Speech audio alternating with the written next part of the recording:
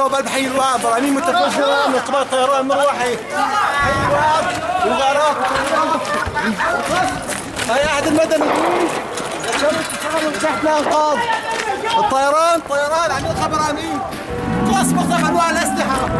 الله أكبر. في كل شيء عم يدمر داخل الوعد وما حد يسألن علينا والعالم. هاي ابني بأكبرها هاي سكرين الوعر محاصر من سنة ونص ما في ولا منظمة إنسانية عم تجي على الوعر. هاي ناس الله أكبر راحت الأطفال. هاي طفل هذا طفل بني آدم. سيارة الله أكبر. العالم شو ذنبها هاي العالم حاصرة بالوعر. انقذوا الوعر انقذوا حمص. لكن العالم قلب الوعر.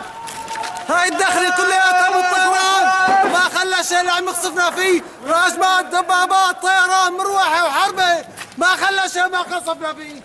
الله أكبر. ممتلكات مدنية ومنازل مدنيين تحت طريق جراء قصف البراميل المتفجرة على المنازل.